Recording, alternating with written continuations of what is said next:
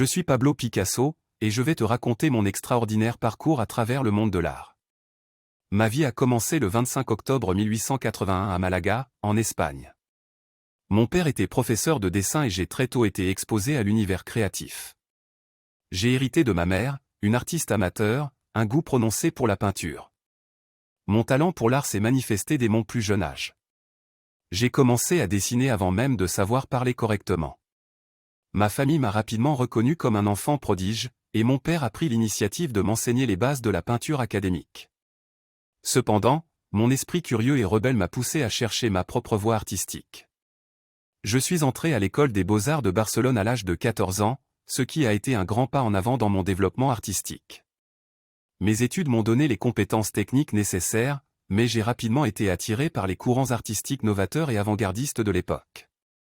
Mon séjour à Barcelone a été marqué par des expérimentations audacieuses dans mon art, et j'ai commencé à développer un style qui allait bouleverser le monde de l'art. Le vrai tournant de ma carrière s'est produit quand j'ai déménagé à Paris en 1900. La scène artistique de la capitale française était en ébullition, avec des artistes, des écrivains et des intellectuels cherchant de nouvelles formes d'expression. J'ai été influencé par les mouvements du symbolisme et du post-impressionnisme, mais j'ai rapidement senti que je devais trouver ma propre voie. C'est ainsi que le mouvement cubiste est né.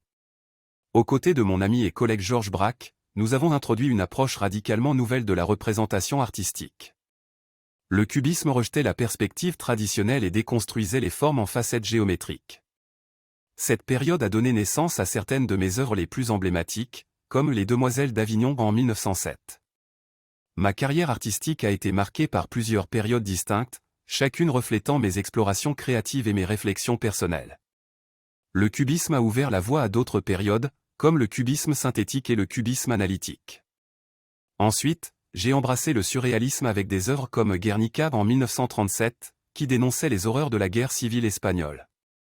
Ma vie personnelle a également été mouvementée. J'ai eu plusieurs relations amoureuses et amicales qui ont eu une influence significative sur mon travail. Mes liaisons avec des femmes comme Fernande Olivier, Dora Maar et Françoise Gillot ont été particulièrement marquantes.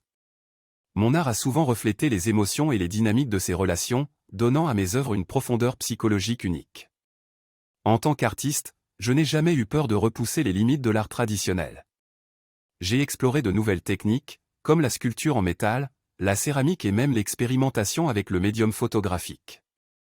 J'ai été constamment attiré par l'innovation et la création de quelque chose de nouveau. Ma renommée a continué de croître au fil des années, et j'ai été reconnu comme l'un des plus grands artistes du XXe siècle. Mon travail a inspiré des générations d'artistes et a laissé une empreinte indélébile sur le monde de l'art moderne. J'ai été exposé dans les galeries les plus prestigieuses du monde, et mes œuvres ont été vendues à des prix exorbitants. Ma vie artistique a été marquée par une productivité remarquable.